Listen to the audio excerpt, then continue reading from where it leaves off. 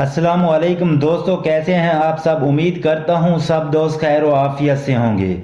मुअज़्ज़िज़ दोस्तों, आज हम आपको सैर करवाएंगे आज़रबाईजान की।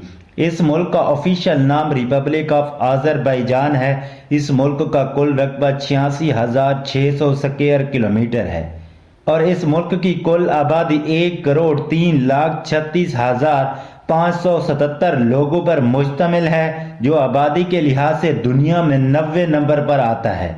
इस मुल्क का 95% हिस्सा एशिया में आता है और 5% हिस्सा यूरोप में। इस मुल्क के 58% लोग शहरों में रहते हैं, जबकि 42% लोग देहातों में रहते हैं। इस मुल्क में सबसे ज्यादा बोली जाने वाली जबान आज़री है, लेकिन रशियन जबान भी काफी बोली जाती है।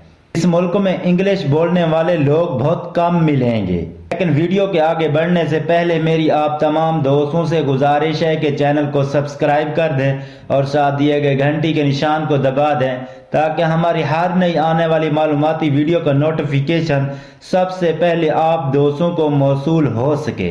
तो चलिए वीडियो का आगाज करते हैं। वीडियो इंतहाई इंटरेस्टिंग होने वाली है। वीडियो को शुरू से आखिर तक जरूर देखिएगा।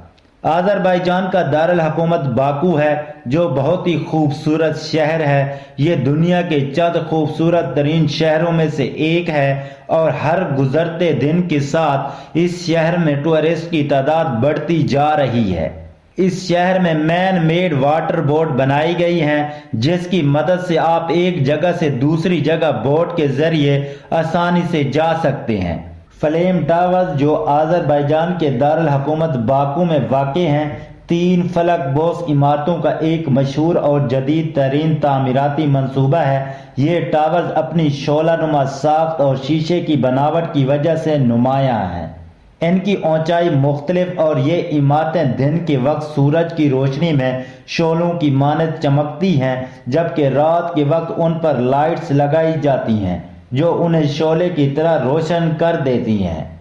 ये इमारतें बाकू की जदीदियत और तरक्की की अलामत समझी जाती हैं और शहर की उफक पर एक मुनफरिद मंजर पेश करती हैं। फ्लेम टावर्स के अंदर दफातर, रिहायशी अपार्टमेंट्स और होटल्स शामिल हैं, जो बाकू के कारोबारी और रिहायशी इलाकों का हिस्सा हैं।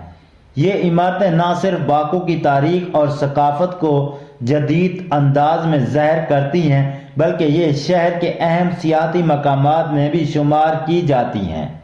हैदर अलीफ सेंटर आज़रबाईजान के दारुल हुकूमत बाकू में वाक़ एक मशहूर और आलमी सतह पर मारूफ सकाफती और आर्किटेक्चरल मकाम है। ये मरकज़ आज़रबाईजान के साबिक सदर हैदर अलीफ के नाम पर बनाया गया है और इसका डिज़ाइन अपने मुनफरिद और जदीद तर्ज तामीर की वजह से दुनिया भर में शोहरत रखता है। हैदर अलीफ सेंटर का डिज़ाइन मशहूर इराकी नोयाद बरतानवी मामार ज़हा हदीद ने तैयार किया, जो अपने मुनफरिद और गैर रिवायती आर्किटेक्चरल अंदाज के लिए मशहूर थी।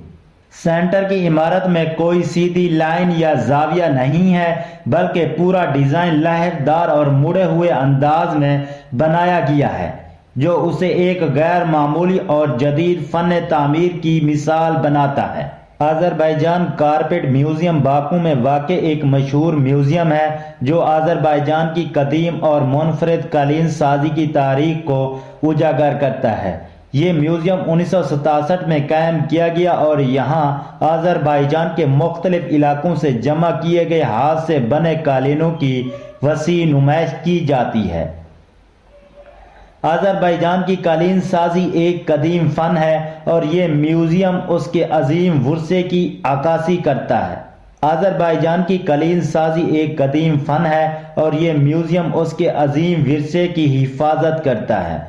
म्यूजियम की इमारत का डिज़ाइन भी दिलचस्प है, जो कालीन के नमूनों की तरह नजर आती है। यहाँ पर मुख्तलिफ अक़साम के कालीन, मलबूसात और दीगर सकाफती अशिया दिखाई जाती हैं, जो आज़रबाईजान की रिवायात और दस्तकारी को ज़ाहिर करती हैं। डेनिस मॉल आज़रबाईजान के दारुल हुकूमत बाकू का एक जदीद और मशहूर शॉपिंग मॉल है। ये मॉल बहरे कैस्पियन के साहिल के करीब वाक़े है और एक बड़ी तफरीही खरीदारी और सियाहती मरकज़ के तौर पर काम करता है। ڈینز مال میں مختلف برانڈز کی دکانیں، ریسٹورانز، کیفے اور تفریحی سہولتیں موجود ہیں۔ یہ مال اپنے منفرد ڈیزائن اور جدید عمارت کی بدولت خاص طور پر سیاحوں اور مقامی افراد کے درمیان مقبول ہے۔